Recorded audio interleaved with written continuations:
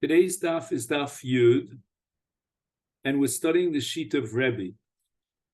Rebbe, the Gemara had established on daf Tes Amid Beis, derives Kiddushin Bia from the pasuk Yikach Ish Isha Ubal, as opposed to Rabbi Yochanan, who derived the halacha of Kiddushin Bia from Bu'ulas Baal. And the Gemara wanted to know on Daf Tes Amid Beis, what does Rebbe do with the pasuk Bu'ulas Baal? Since he uses a different pasuk, Yikach Ishishu Bala, to derive the conclusion that an Isha niknes bibia. And the Gemara establishes that according to Rebbe, we need the pasuk Bu'ulas Baal in order to make a distinction between the Baal and someone else other than the Baal with regard to what's called Be'ila Shalo Kedarka. And the issue at stake is whether or not the halacha recognizes Be'ila Shalo Kedarka to change the status of the niveles from that of a Basula to that of a Bu'ula. And the Torah emphasizes Bu'ulas Baal to set up a distinction, a contrast between Be'ila Shalo Kedarka al Yidei Baila as opposed to Be'ila Shalo Kedarka al Yidei Acher through someone else who's not Habal. And in the case of the Baal himself, since he has, shall we say, laissez-faire to allow him to have bia in any way he chooses, whether it's kedarka, shalo kedarka. Therefore, in both cases, we consider it as a be'ila, and therefore she becomes a bu'ula. But in the case of an acher, since normally his be'ila would be kedarka, his be'ila shalo kedarka does not change her status. So that's how the Gemara suggests that Rebbe would interpret and derive from this pasuk Bu'ulas Baal. But the Gemara completely rejects that because of the famous brisa that we had yesterday with regard to 10 people who were Baal, an Eshes Ish, who was a Basula, and the difference between a Znus of Eshes Ish in the case of a Basula as opposed to a Znus of an Eshes Ish in the case where she's not a Basula, is that in the former case, the chiyuv misa skila, which is very chomer, but in the latter case, where she's already a bu'ula, then we lessen the chiyuv misa by one notch from skila down to chenek. And Rebbe goes on record in a brisa in which he dissents against the opinion of the Tanakama with regard to 10 people who had be'ila with an Eshes Ish who was a basula. And although the Chachamim say that in the case where the 10 people had be'ila shalo kedarka, each and every one of them, each and every last one of them will be chayav skila. According to Rebbe, on the other hand, only the first boel shalo kedarka is chayav skila. He already makes her into a ba'ula, in which case all the other 9 bolim are only chayav chenek and not skila. So we see very clearly that even an acher, according to Rebbe, not just the Baal, changes her status through be'ila shalo kedarka into a ba'ula. And Reb Zera here, on the top of our daf for today on daf Yud, is going to try to reconcile this. Amar Rabbi Zera. And in brisker terminology, we would say that Rabbi Zera comes up with what we call tzvei dinim, 2 different dimensions, meaning the issue of whether or not a woman's status as a basula changes to a ba'ula splits into 2 and has different rules with regard to each of these 2. In other words, first of all, we have to decide whether the ba'aleha, if she's an Eshes Ish, is chayav skila or chenek, and secondly, we have to decide whether her status through the Be'ula Shelo Kedarka is a Be'ula with regard to Knas. And this is a parsha in Kitetze of Ones Umafata. And with regard to Ones Umafata Benar HaBasula, the Torah says that the Boel, the Ma'anes, or the Mafata has to pay a penalty of Chamishim Shkolim Kesef. What do we say in the case where she was a Basula, but she had Be'ila? How could she be a Basula if she had Be'ila? The issue is Be'ila Shelo Kedarka. Says Rabbi Zera,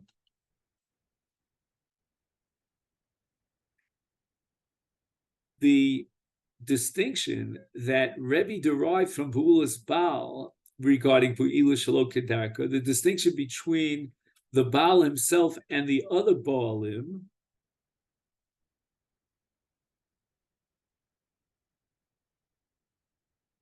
is only relevant to the parsha of Knas. And therefore, Kulu Mishalme, all of the Ma'ansim and the Mafatim will pay for their relationship with this Besula, the Knas, even though she already had a Be'ila Shelo Kedarka, meaning her status with regard to Knas in Onis and Mafata, subsequent to a Be'ila Shelo Kedarka, has not changed one iota. And she still maintains her status as a Basula. But if the question is, what is her status, Be'ula or Basula, with regard to Bias Ashes Ish and the Chiyuv Chenek versus the Chiyuv Skila, here we have a horse of a different color. And we're going to make a distinction between the Baal himself, whose Be'ila Shelo Kedarka makes her into Be'ula, as opposed to someone else. Then in the case of someone else, just 1 second, let me just make sure I got the cheshbon right.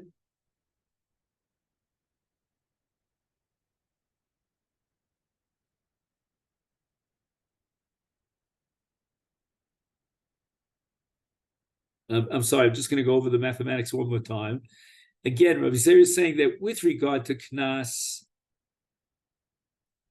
we're going to say that no matter who is the Boel, her status as a Basula is still maintained.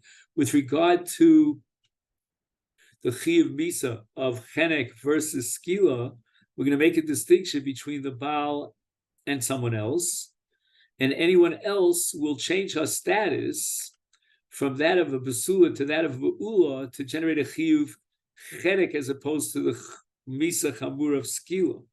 And that's why Rebbe says that in the case of 10 people who had Be'ila, 9 out of the 10 will only be Chayiv Chenek, because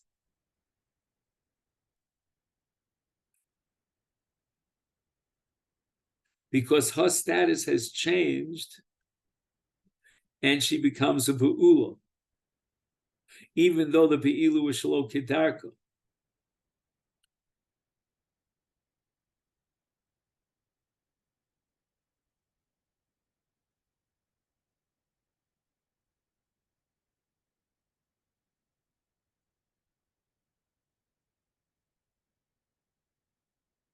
So that means the first Boel is Chayiv Skila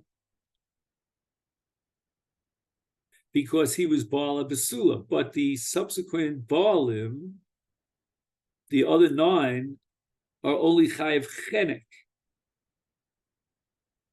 because she's already a Be'ula. But with regard to Knas, even Be'ila Shelo Kedarka of an Acher does not change her status, and she retains her status as a Basula. Frekta Gemara, Maishna Miktola. Why do you say that the dinim change? Meaning that Rebbe derives from the pasuk Be'ulas Baal that anyone else other than the Baal who has Be'ila Shelo Kedarka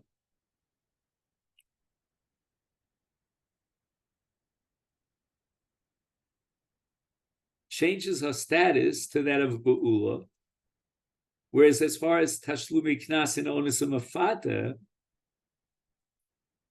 even though there was a Be'ila, but it was Shalom Kedarka, she retains her status as a Basula. And the Gemara answers, Shiny Hossam, it's all derived from Psukim. The Omakra, with regard to Onus of a Naramura. So the Torah says, Umeis ha'ish asher shachav imo levado. And the word levado is superfluous. It doesn't seem to teach us anything. Because if the Torah is telling us that in the case of Ones, he, the Ma'anes, is the only one who's chayav misa. Again, she's an Aramurasa. Whereas she, who is victimized, is not chayav misa. So we don't need a pasuk for that. The Torah says explicitly, "V'lanara lo sasa dava."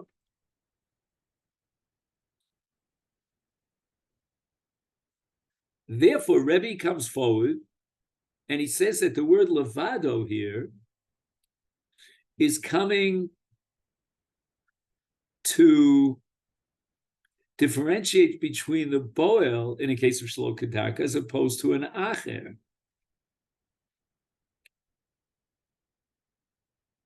So that if there were 10 people who had be'ilu with an aramurasa bazecher zeh, only the first boel, and that's the word levado, is chayav skila, because he had a relationship with a Nara Murasa Bisula, but all the others, even though the first Boel had a Bila Shal Kedarka, are having Be'ila with a Ba'ula, because even the Acher makes the Bisula into Ba'ula. And therefore the 9 other Boelim are only Chayv Chedik and not Skila.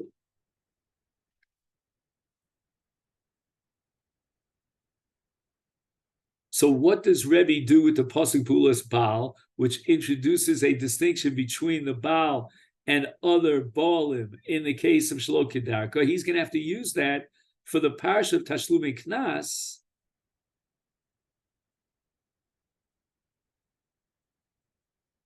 to tell you that she still retains her status as a Besula, and therefore the Be'ila will generate a Chiyuv Knas,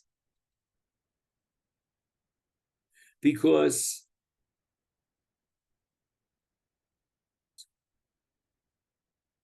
Be'ila Shalo Kedarka did not change her status. And that's because the Torah says Bulas Baal to distinguish between the Baal and other Baalim. And that distinction derived from Bulas Baal, according to Rebbe, is going to apply to the halach of Chiv Misa,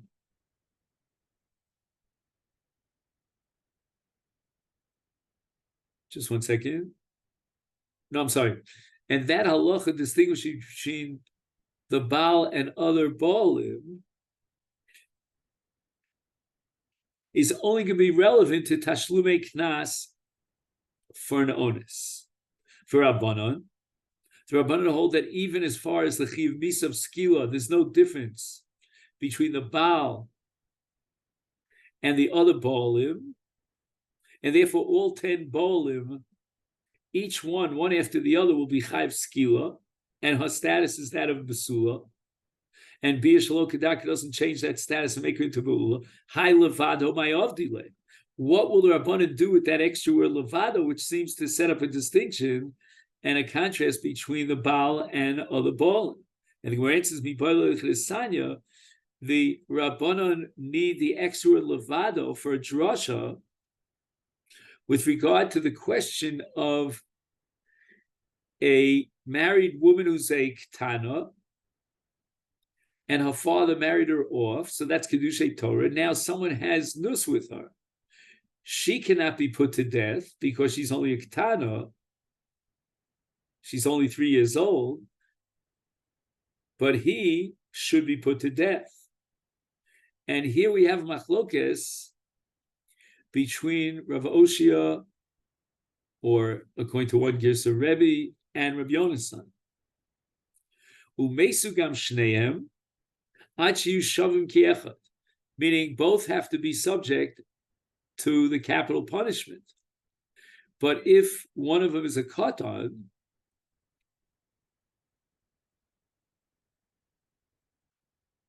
for example, she's a ketana and he's a gadol, he's potter b'misa divrei Rebbe, or according to one girsa divrei Rabbi Yoshia. Rabbi Yonasan Omer, umeis ha'isha asher shachav ima levado.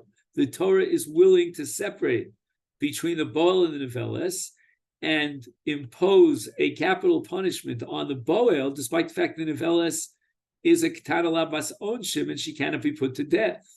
Or, for example, in the reverse case, let's say he's a katan ben teisha shonim, and his bia is recognized as a bia, she's a gedola, then she's going to be put to death, despite the fact that the katan who's a ben tes will not be put to death.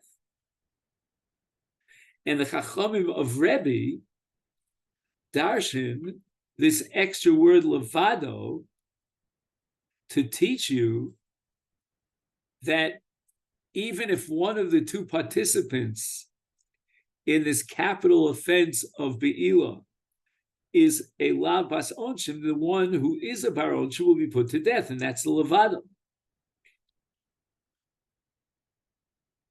So it comes out that everybody agrees that Be'ulas Baal is a pasuk that comes to teach us that only the Baal makes her into a Be'ula, in a case of Be'ila Shelo Kedarka, but other people did not make her into a Be'ula.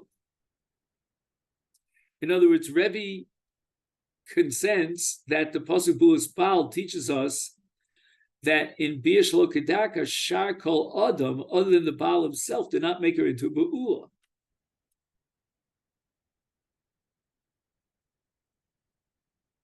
But Rebbe holds that distinction between the Baal and other people in Be'ila Shelo Kedarka, as far as change of status, is not applicable to Tashlumei Knas. And in Tashlumei Knas, even someone other than the Baal, if he implemented a Be'ila Shelo Kedarka, does not change her status, and she maintains her status as a Basula. And therefore, every Be'ila will generate a Chiyuv Knas of Onus Umafata. So the Gemara now asks a kasha on Rabbi Yochanan. Rabbi Yochanan was the one who used Be'ilas Baal to establish Kiddushin Bia, Haisvar Minole. How does Rabbi Yochanan know and derive the conclusion that in Be'ila Shelo Kedarka there's a distinction between the Baal, whose Be'ila Shelo Kedarka is considered like a full-fledged Be'ila and downgrades her status to that of Bula, as opposed to Ne'achim? And Rabbi Yochanan, the Gemara claims, in Cain, he has a double drasha. Nichtov kra be'ulas ish.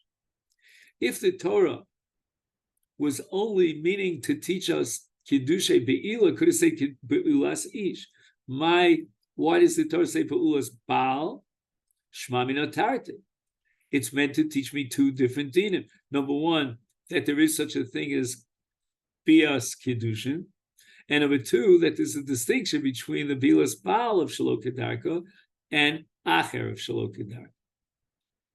And this ends this very long and complicated sugya that we started yesterday.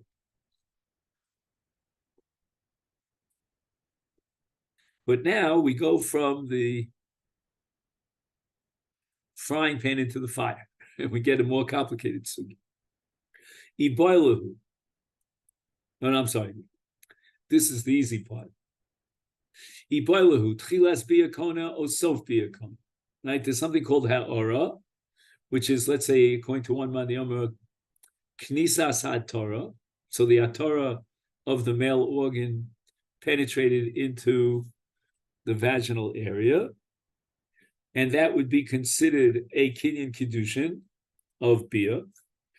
Or alternatively, you have to wait till Gemar bia, until he penetrates completely. Now, in general, as far as arayas are concerned, tchilas bia is considered bia, and it's mechayev misa. But the Gemara is going to come up with a new svara with regard to kiddushay bia.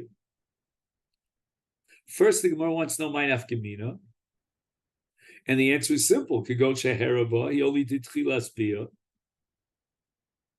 And then Pashta Yada v'kibla Kiddushin me'acher, and she received Kiddushin from someone else.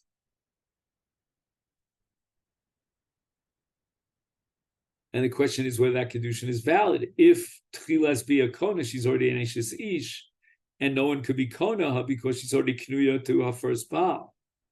If, on the other hand, Kiddushin of Bia is only Chalbis Sof Bia, she's still a Pnuya until Sof Bia, and if she accepts Kiddushin from someone else, she is Mikudeshes.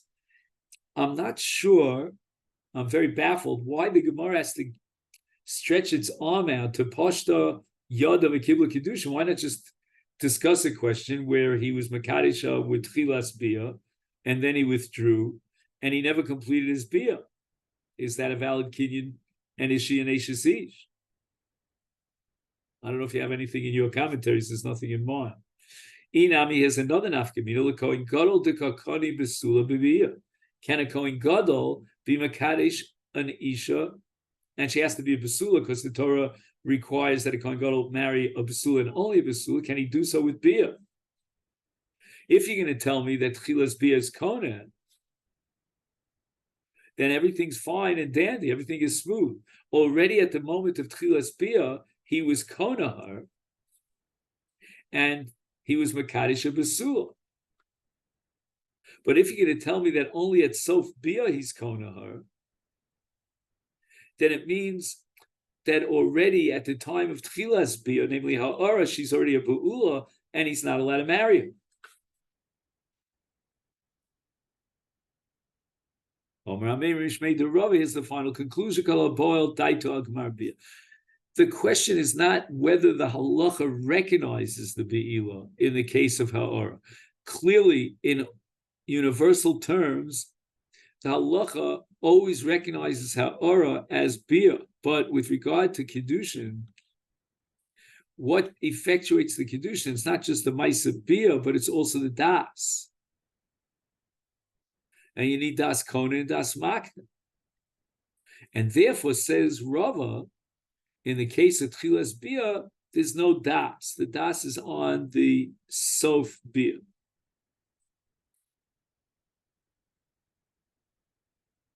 Okay.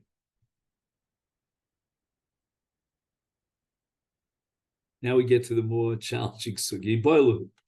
Bia nesuinosa o erisinosa. In Kesef and Shtar, it's only erison. And you need chuppah in order to generate the last section of kinyan, namely nesuin. But in the case of bia, the Gemara is as far to say that bia jumps the gun from 0 to 100 and creates not only a kinyan erison, but even a kinyan nesuin. And the logical reason I think behind this is because what is nesuin? Chuppah. It's basically the beginning of bia, the beginning of intimacy. And therefore, if he was Makadisha with bia, then the bia could serve a double function and take us the entire way, not only to erison, but even to nesuah, nafkamina. And now we have all the nafkaminas that apply to a nesuah. So he was Makadisha with bia, then she died, Yarsha. Who inherits her? Ulatamila. If he's a Kohen, does he bury her? Can he be made for Biyom Shama? If you're going to tell me that Bia goes from A all the way to Z and creates not only Erison, but even Nesuin is then Yarsha Metamila, who made for the Darel. But if you're going to tell me Erison Osa, it's only Erison, then any Yarsha, if she dies, Aina Metamila doesn't, if she's a Kohen, he doesn't bury her. Aina made first in the Darel. What's the din? Oh, Rabbi Toshma. Let's learn a Mishnah in Masechet Ksubis and be medayik in the lashon of the Mishnah. This Mishnah appears on Daf Mem Vav Amud Beis. Ha'ov zakai bebito bekidusheh bekesef ishtar ubebiyah. A father has a schus over his daughter who's a ketana or a nara for Kiddushin, whether or not the Kiddushin was implemented by kesef, shtar, or biyah. Now, let's just stop here. If Bia creates Nesuin, then she's already out of his Rishus. But the Mishnah in Ksubis is insisting that it's only Erison, and therefore she still remains in the rishus of her father. Therefore, zakoy b'mitziyasim, b'maisiyadem, a first nedorem, a kabbalas kita, etc. So that all the dinim of rishus ha'av over bas, in the case of a nara or a ketana, all apply and they're in full force, even after Kiddushin, because she hasn't become a Nesua, and she only leaves the rishus of her father with Nesuin. Umakabbalas kita. If, let's say, after the Erisin, her husband, her Orus, decides to divorce her, and she's still not a Bogeres, then the father will receive the get. But Vienna Ochel Peros B'chayel. The father does not eat the peros of the Nichse Habas during a lifetime. So let's say, for example, she inherited through her mother an entire Yerusha. She's still alive. The father has no rights over that Yerusha. That's called Eino Ochel Peros B'chayel. And the Gemara later on is going to derive this and establish this. And it's also in that sugya that I mentioned earlier in Kesubis.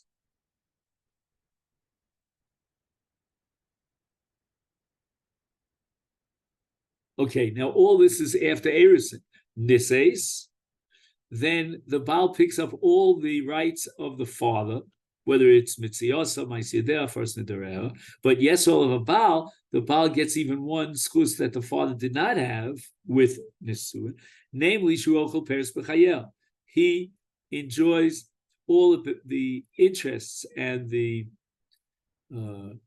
dividends of his wife's property. For example, if she inherits a Yerusha, and even though she's still alive. But now, amongst the various methods of Kiddushin, one of them is Bia, Ktani Bia, Ktani Nises. So we can prove here that Bia is only Kiddushin, because if Bia would create Nisuin, then what is the Brisa saying over here, the Mishnah saying over here, when it says Hakoy b'mitziyasa, etc.? That's not true. She's already Nesua through the Bia. But the answer is that she's not a Nesua. Bia is only something that creates Eris. And Gemara rejects it. Ki katoni nises, when the Mishnah says nises, it's not referring to Be'ila, Asha'ara. It's only referring to a woman who is niskacha through either kesef or shtar, which doesn't create nesuin. But enochinami, if the Kiddushin was with Bia, one could argue that the father loses all his schuyos, which now the Baal picks up, because the Bia is not just Kiddushin, but creates nesuin. Omar Rava Tashma, I have a Mishnah Masechet Nida. The Mishnah establishes that a Ketana is Re'uya L'Bia from Shalosh Shana V'Yomecha. Miskadesh is B'Bia, number one. If someone is Mekadesh B'Bia, and the father gave her over for this Kiddushay Bia, then she becomes an Eishes Ish. Why? Because she has a Maisa Bia, which the halacha recognizes from the age of 3 and a day. Furthermore, in Bale Yavam Kna, if, let's say, the father married her off to Ruvain, Ruvain dies without children, and she falls for Yibum to Shimon, and she's only 3 years old, and Shimon does a Maisa Yibum, a Maisa Bia. He was Konah, and she becomes now an Eishes Ish for all dinim. V'chayovin alem mishum Eishes Ish. Now, if the father, let's say, is Mekadesh his Bas Ketana, and she's 3 in a day, anyone who has Bia with her, and that's a Bia's Nus, is Chayav Misa.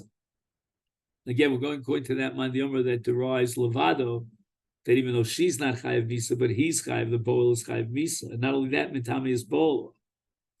And now we're dealing with the local law of that Mishnah. That local Mishnah is in Nida. And what happens if she's Pirsa Nida and somebody whether it's her husband or someone else, has be'ilu with her after she was poris nida. And mitame is bola. We have a special din that if a person has be'ilu with a nida, he becomes an avatuma. And that law will kick in even if she's as young as 3 days, 3 years and a day.